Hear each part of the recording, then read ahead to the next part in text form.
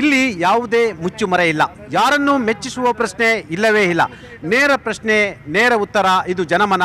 ನಾನು ಚಿದಾನಂದ್ ಪಟೇಲ್. ಇಲ್ಲಿ ಈ ಇಬ್ರು ನಾವು ಯಂಗ್ಸ್ಟಾರ್ ಪಕ್ಷದಿಂದ ಇಲ್ಲಿ ಇಬ್ರು ಪಕ್ಷಗಳು ವಾದ ವಿವಾದಗಳಲ್ಲಿ ಮುಖ್ಯವಾಗಿ ಶಿಕ್ಷಣದ ಬಗ್ಗೆ ಯಾರು ಮಾತಾಡ್ತಾ ಇಲ್ಲ, ದೇಶ ಅಭಿವೃದ್ಧಿ ಬಗ್ಗೆ ಯಾರು ಮಾತಾಡ್ತಾ ಇಲ್ಲ, ಈ ದೇಶದಲ್ಲಿ ನಿರ್ಮಾಣ ಮಾಡ್ಬೇಕಂದ್ರೆ ರೈತರು ಅಂಥವ್ರ ಬಗ್ಗೆ ಯಾರು ಮಾತಾಡ್ತಾ ಇಲ್ಲ.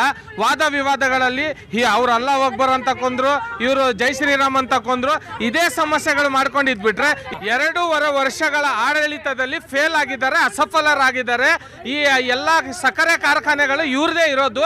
ಹಾಗಾಗಿ ರೈತರ ಪರವಾಗಿ ಇವರು ಮಾತಾಡಲ್ಲ. ಆಮೇಲೆ ಇವರು ಭಿನ್ನಾಭಿಪ್ರಾಯ ಇರೋದೇನಂತ ಹೇಳಿದ್ರೆ ಸರ್ಕಾರದಲ್ಲಿ ಈಗ ಸರ್ಕಾರ ಬಿದ್ದೋಗ್ಬಾರ್ದು ಅಂತ ಹೇಳ್ಬಿಟ್ಟು ಈ ನಾಟಕಗಳಲ್ಲಿ ನಮ್ಮನ್ನ ಒಳಗಾಡಿಸ್ಬೇಕು ಅಂತ ಹೇಳ್ಬಿಟ್ಟು ಈ ತರ ಮಾಡ್ತಾ ಇರೋದು.